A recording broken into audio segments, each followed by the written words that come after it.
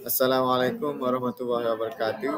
Tugasan kami pada kali ini adalah menganalisis kritika sastra dalam novel Pantai Kasih.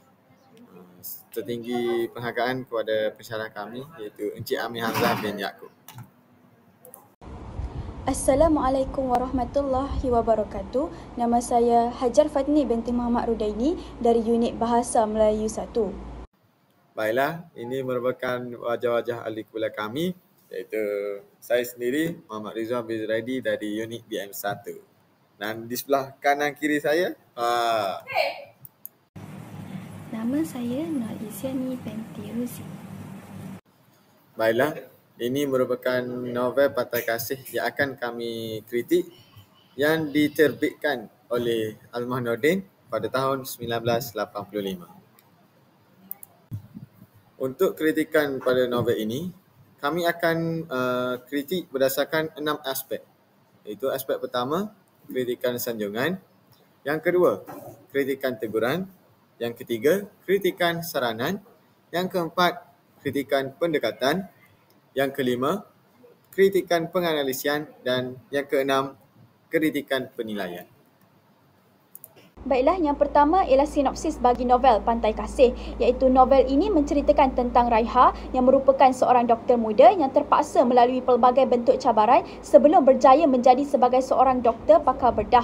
Selepas menghadapi kegagalan dalam perkahwinannya, beliau akhirnya menerima pelawaan daripada mentornya iaitu Dr. Uang agar menyertainya di pusat rawatan mewah yang dikenali sebagai Pusat Rawatan Pantai Kasih. Sepanjang bertugas di pusat rawatan tersebut, fikiran Raiha sering terganggu tentang komplikasi pesakit, namun mereka masih mampu untuk bertungkus lumus menabung wang bagi mendapatkan rawatan operasi daripada para pakar perubatan di pusat rawatan itu. Muskilnya, orang yang kaya tidak ramai yang mengalami masalah kesihatan yang sama. Kian terganggu fikiran Raiha apabila melihat X-ray milik salah seorang daripada pesakit. Dari mata kasarnya, semua kelihatan biasa. Namun, nalurinya memberitahu terdapat sesuatu yang mencurigakan terhadap X-ray itu yang membuatkan Raiha semakin tertekan. Di samping itu, Dr. Raiha sering diganggu oleh gambaran bekas suaminya yang perlahan-lahan mengingatkannya pada kisah silam yang amat menggerikan dan menyayat hati. Walau bagaimanapun, dengan semangat yang kuat, dia tetap meneruskan perjuangannya dalam bidang perubatan. Apabila dia cuba meluahkan perasaan tentang masalah itu kepada Dr. Wang, ternyata mentornya itu berasa kurang senang, padahal sebelum itu Dr. Wang ialah guru demonstrator dalam bidang anatomi dan pernah mengajarnya tentang usul-usul pembedahan. Ketika itu, dia merupakan siswi tahun pertama dalam pengurusan ortopedi di sebuah institusi kerajaan. Selang beberapa tahun kemudian, apabila dia memulakan tahun klinikannya di sebuah hospital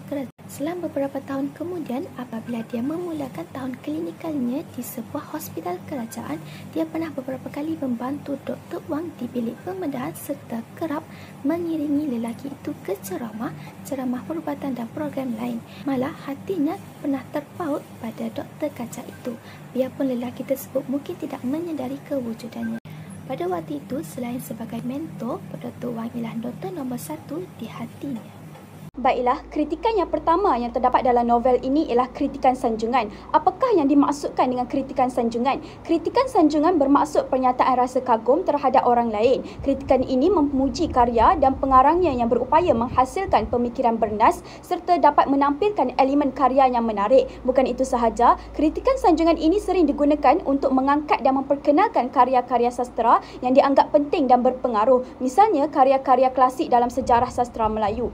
Pengkritik pada era pasca perang dan pra asas 50 seperti Keris Melayu dan Anak Negeri menggunakan kritikan sanjungan untuk menghargai karya-karya seperti Sejarah Melayu dan Hikayat Abdullah. Dalam praktiknya, kritikan sanjungan membantu meningkatkan kesedaran dan penghargaan masyarakat terhadap karya sastera yang berkualiti serta memperkaya wacana sastera dengan memberikan pengiktirafan yang sewajarnya kepada pengarang dan karyanya.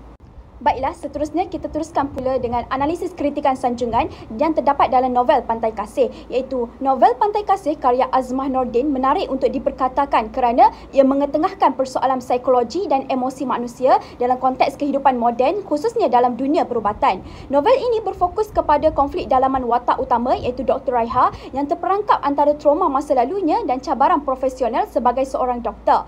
Tema seperti pengorbanan, ketabahan dan kasih sayang ibu menjadi inti utama yang memberikan impak mendalam kepada pembaca. Misalnya, dalam satu bahagian novel, Dr. Raiha tetap tabah menghadapi tekanan emosi akibat kehilangan anaknya dan kegagalan perkahwinannya. Hal ini dapat dibuktikan melalui sebahagian teks yang saya petik dari novel tersebut, iaitu Raiha teruskan juga perjuangan dalam bidang perubatan.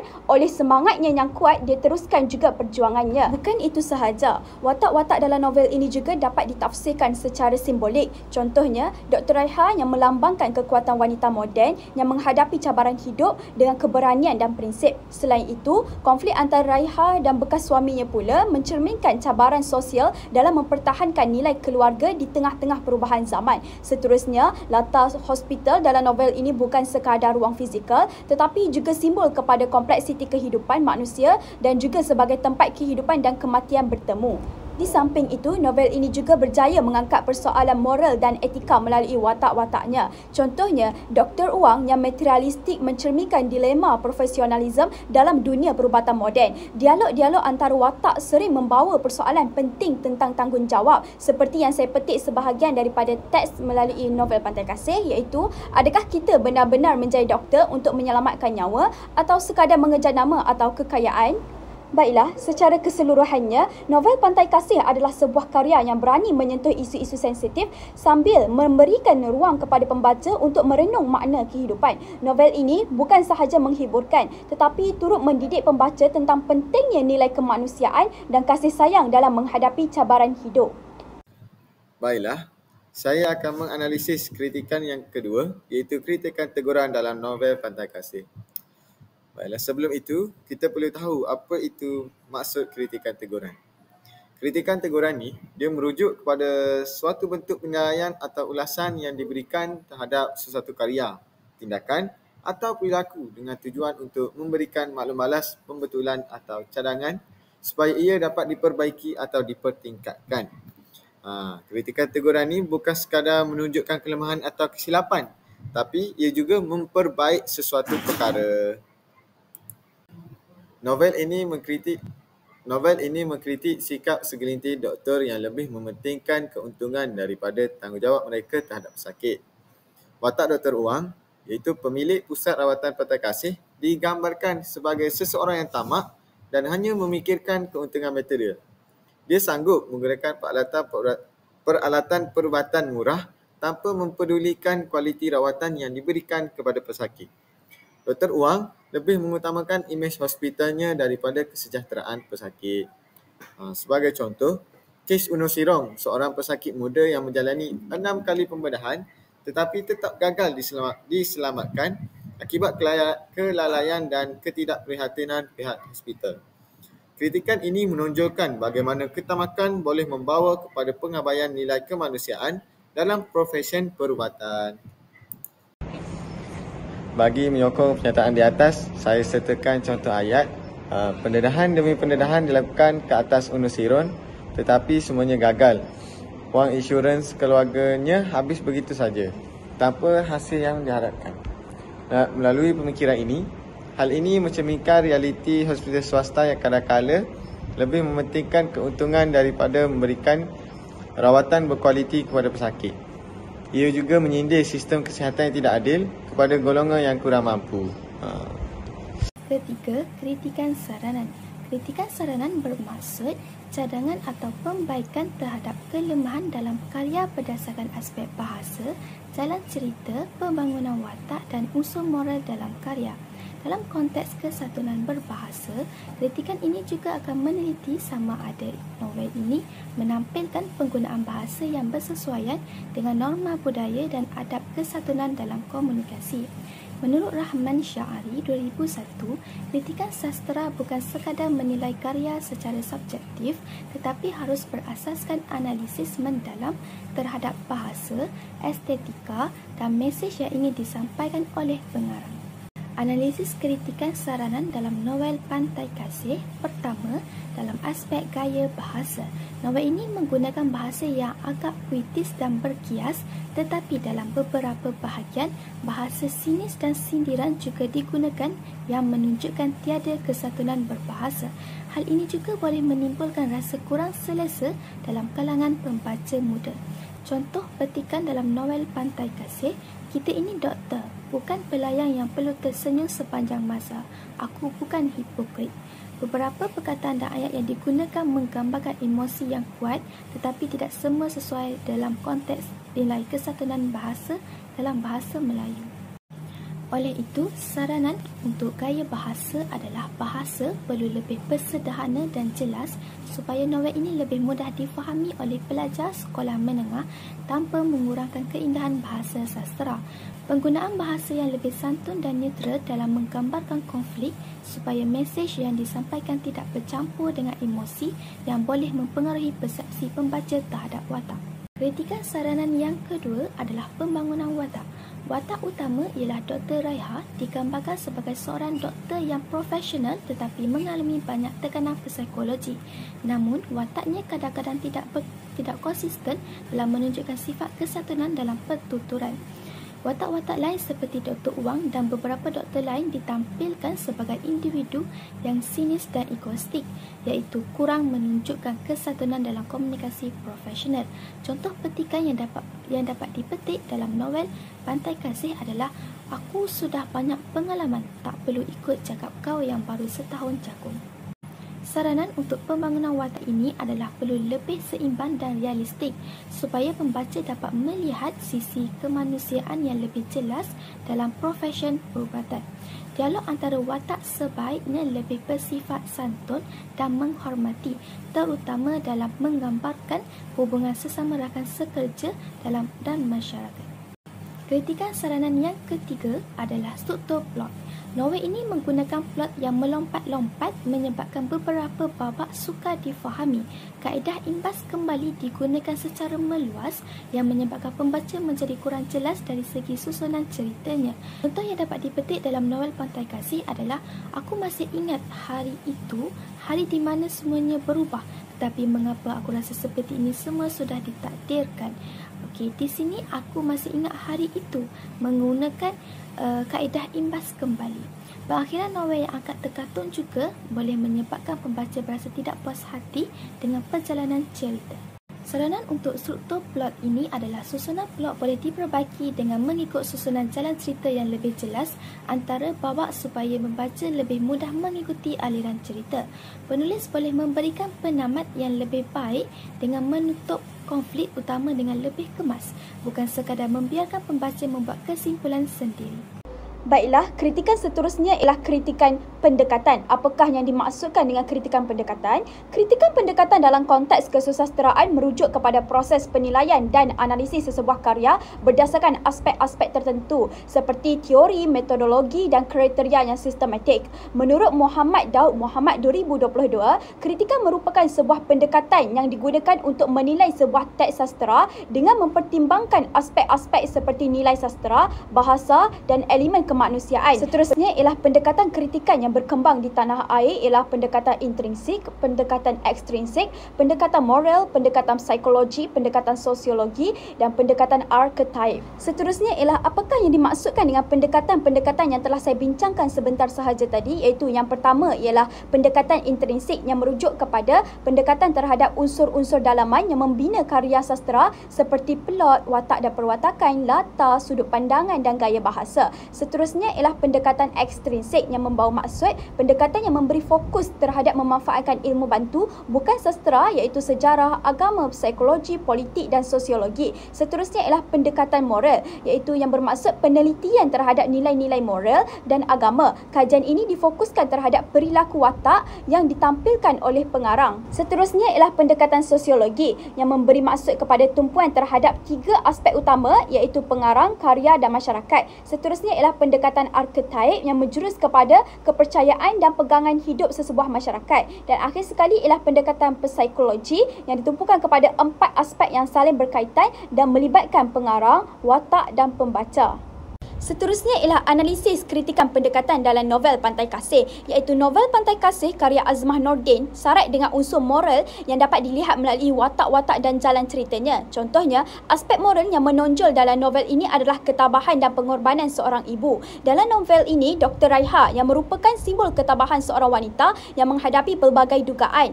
Ketabahan Raiha dapat dilihat ketika dia menghadapi tentangan suaminya untuk menggugurkan kandungannya yang mengidap sindrom Down. Walaupun diceraikan dan kehilangan anaknya, Raiha tetap meneruskan kerjayanya sebagai seorang doktor dengan penuh dedikasi. Ini menunjukkan nilai moral yang tinggi dalam menghadapi cabaran hidup. Bukan itu sahaja, kritikan pendekatan juga dapat dilihat menerusi pengembangan latar belakang, iaitu terdapat beberapa latar belakang yang terdefinisi dengan baik dalam novel ini seperti latar belakang sosial dan budaya. Oleh yang demikian, Azmah Nordin dapat lebih memperkaya latar belakang dalam novel dengan kepelbagaian budaya yang terdapat dalam kalangan masyarakat sehingga pembaca dapat merasakan suasana dan konteks yang lebih kuat. Misalnya, terdapat beberapa penerapan tentang kehidupan mewah iaitu Dr. Sadis dan Dr. Raiha. Selain itu, Dr. Uwang yang mata duitan serta materialistik. Hal ini kerana Dr. Uwang membeli peralatan murah dan berkualiti rendah untuk digunakan dalam pembedahan terhadap pesakit kelas menengah bawah dan pertengahan untuk meraih keuntungan. Baiklah, kritikan pendekatan seterusnya juga dapat dilihat menerusi pengembangan karakter, iaitu penulis mampu meningkatkan proses pengembangan karakter dalam novel Pantai Kasih ini, terutamanya dalam perkara yang ada menunjukkan sisi emosional dan psikologi karakter yang lebih dalam serta kompleks. Dengan wujudnya sisi emosional, pembaca akan lebih terhubung dengan penceritaan tersebut. Tambahan pula, apabila emosi diekspresikan itu bersesuaian dengan keadaan atau situasi yang sedang dialami oleh pembaca. Baiklah, akhir sekali ialah pendekatan kritikan juga dapat dilihat menerusi pengendalian tema, iaitu walaupun novel ini memiliki pesan moral yang kuat, penulis boleh lebih meneroka tema-tema yang lebih mendalam dan kompleks seperti tema identiti, kebebasan atau hak asasi manusia. Hal ini dapat membantu meningkatkan kualiti karya dan memperkaya pengalaman membaca bagi pembaca. Misalnya, tema utama novel ini ialah tentang wanita yang tabah menghadapi pelbagai cabaran dan rintangan dalam hidupnya. Setiap pengembangan cerita haruslah berkait rapat dengan tema yang diutarakan agar tidak mengganggu plot penceritaan. Baiklah, seterusnya ialah pemikiran yang terdapat dalam novel Pantai Kasih, iaitu pemikiran yang pertama ialah pemikiran tabah dalam menghadapi rintangan. Iaitu pemikiran tabah dalam menghadapi rintangan dalam novel Pantai Kasih dapat dibuktikan melalui watak Dr. Raiha yang menunjukkan ketabahan dalam menghadapi pelbagai rintangan hidup. Salah satu contoh ketabahan ini adalah ketika Dr. Raiha menghadapi kematian anak perempuannya yang menghidap sindrom Down. Anaknya meninggal dalam kebakaran kereta yang dirancang oleh suaminya sendiri iaitu Dr. Sadis.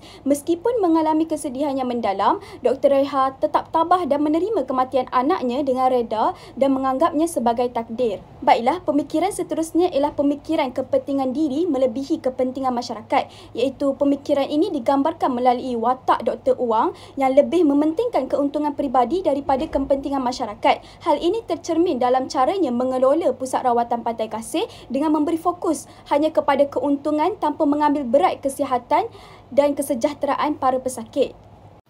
Okey, seterusnya saya akan menganalisis kritikan yang kelima, iaitu kritikan penganalisian. Sebagai pengenalan, analisis penganalisian merujuk kepada sesuatu yang lebih khusus dalam konteks sastera atau kritikan. Ia mengarah kepada proses mendalam dalam mengkaji dan merumuskan pemikiran tentang teks atau karya yang sedang dianalisis, termasuk langkah-langkah kajian yang lebih teliti dan mendalam. Baiklah, untuk kritikan kali ini, saya akan mengkritik dari segi struktur plot, iaitu permulaan, perkembangan, perumitan, klimaks dan peleraian. Untuk permulaan ni bermaksud fasa awal cerita yang memperkenalkan watak-watak, latar belakang dan situasi awal. Untuk perkembangan, bahagian di mana konflik mula terbentuk dan watak-watak mula berinteraksi. Untuk perumitan, konflik semakin menjadi-jadi dan cerita itu akan menjadi sangat menarik. Untuk klimaks, titik puncak ketegangan dalam cerita. dan peleraian bermaksud penyelesaian konflik dan akhir cerita. Okey, untuk permulaan, pengarang memperkenalkan watak utama iaitu Dr. Raiha yang dihantui oleh peristiwa hitam dalam hidupnya, termasuk kematian tragis anak tunggalnya iaitu Rohayu dan kegagalan rumah tangganya dengan Dr. Sadis. Berdasarkan pemikiran, aspek permulaan ini menunjukkan bagaimana pengalaman silam dapat mempengaruhi kehidupan seseorang secara mendalam, terutamanya dalam menghadapi konflik emosi dan moral. Bagi mengukuhkan penyataan di atas, saya sertakan dengan contoh ayat iaitu Raiha tidak dapat melupakan detik hitam dalam kehidupannya apabila sentiasa dibayangi oleh kenangan silam kematian anaknya. Seterusnya, perkembangan. Cerita berkembang apabila Dr. Raiha menerima pelawaan untuk bertugas di Pusat Rawatan Pantai Kasih PRPK di bawah pengawasan mentornya Dr. Wang. Dalam masa yang sama, dia sering diganggu oleh gambaran bekas suaminya dan kenangan silam yang menyakitkan. Berdasarkan pemikiran, perkembangan plot ini menunjukkan bagaimana seseorang berusaha bangkit dari keterpurukan dengan mencari tujuan baru dalam hidup, tetapi masih berdepan dengan konflik dalaman. Itu merupakan sedikit sebanyak dari perkembangan berdasarkan apa analisis saya. Okay. Untuk perumitan, konflik semakin rumit apabila Dr. Raiha mendapati sesuatu yang mencurigakan pada sinar X pesakit Gunung Sirong yang telah menjalani beberapa pembedahan tanpa hasil memuaskan. Dalam masa yang sama, dia berdepan tekanan emosi akibat trauma silam. Berdasarkan pemikiran, aspek perumitan ini menunjukkan bagaimana konflik dapat memperburuk keadaan seseorang baik dari segi profesional maupun peribadi dan memerlukan kekuatan mental untuk menghadapinya. Bagi menyokong ayat pernyataan di atas, Raiha tidak percaya apabila Gunung Sirong terpaksa menjalani pembedahan penggantian sendi pinggul sebanyak 5 kali di bawah pengawasan Dr. Wang. Seterusnya adalah klimaks. Klimaks berlaku apabila Dr. Wang mengalami kemalangan di kawasan PRPK akibat kekejangan otot kakinya. Kejadian ini menimbulkan ketegangan antara watak-watak utama dan membawa pendedahan konflik dalaman masing-masing.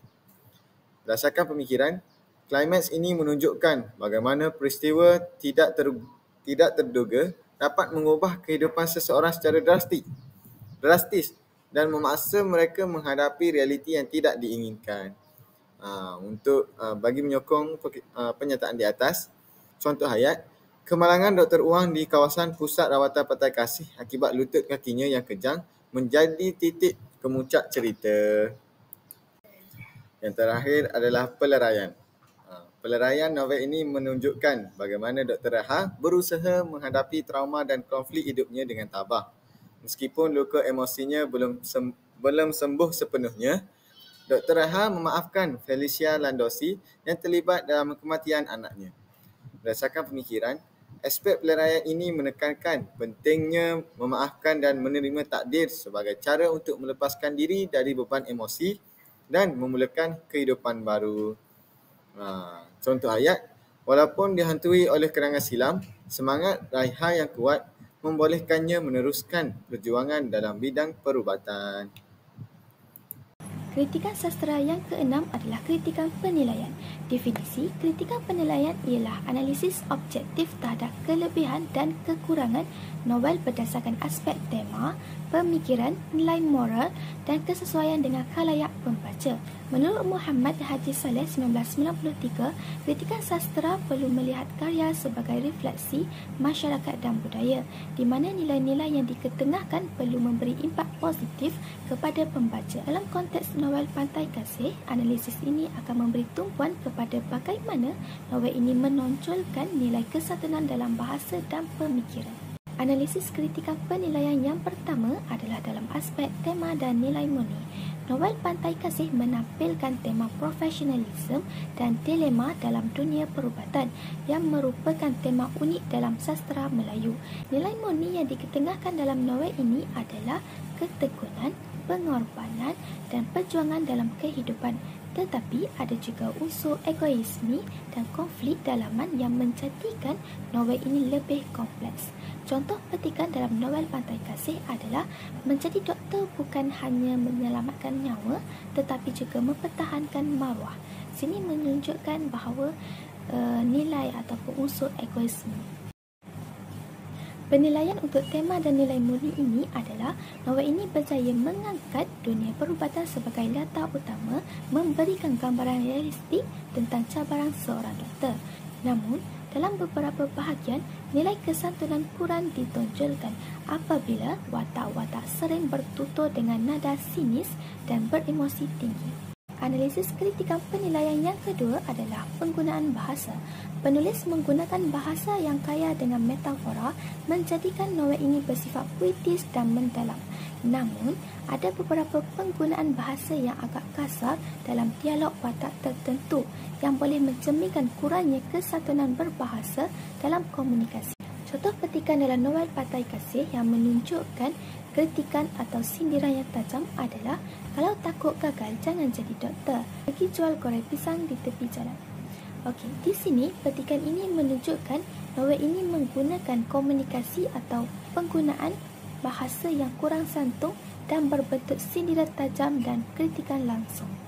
Penggunaan bahasa yang indah atau berpuitis memberikan kekuatan kepada novel ini. Tetapi kesantunan dalam dialog boleh diperbaiki supaya lebih sesuai dengan norma budaya masyarakat Melayu. Analisis kritikan penilaian yang ketiga adalah dalam aspek kejelasan dan kesan kepada pembaca. Dalam novel Pantai Kasih, pengarang memberikan impak emosi yang mendalam kepada pembaca, terutama dalam menggambarkan tekanan kerja dan konflik dalam dunia perubatan. Namun, jalan cerita yang agak berat mungkin kurang sesuai untuk bacaan pelajar sekolah menengah kerana memerlukan pemahaman yang lebih mendalam terhadap emosi dan dilema watak. Contoh petikan dalam novel Pantai Kasih adalah aku benci hidup ini, aku benci dunia ini, tetapi aku tetap perlu bertahan. Okey, contoh petikan ini adalah menggambarkan emosi yang mendalam yang kurang sesuai untuk pelajar sekolah menengah. Penilaian untuk aspek kejelasan dan kesan kepada pembaca adalah novel Pantai Kasih ini sesuai untuk pembaca dewasa yang mencari karya dengan tema yang lebih kompleks, mendalam dan beremosi. Namun, jika sasarannya ialah pelajar sekolah, novel ini boleh diperbaiki dengan lebih banyak mesej positif dan unsur motivasi. Untuk kesimpulan keseluruhan, novel Pantai Kasih karya Azmah Nordin adalah sebuah karya sastera yang berani mengangkat tema-tema berat seperti kasih sayang ibu, konflik rumah tangga dan dilema moral dalam bidang perubatan. Walaupun memiliki kekuatan dalam menggambarkan konflik moral dan sosial, novel ini juga menghadapi kritikan terhadap struktur naratif yang kurang menarik dan pengembangan watak yang tidak menyeluruh. Secara keseluruhan, Pantai Kasih ini tetap relevan sebagai bahan kajian sastera kerana ia mengandungi nilai-nilai positif seperti ketabahan dan tanggungjawab. Namun, penulis perlu memperbaiki struktur naratif dan pengembangan watak untuk meningkatkan lagi keterlibatan pembaca. Dengan demikian, novel ini dapat menjadi lebih berkesan dalam menyampaikan pesan moral dan sosial yang diinginkan. Ini merupakan sumber rujukan kami sepanjang kami menjalankan tugasan ini. Baiklah, itu sahaja daripada kami. Sekian, terima kasih.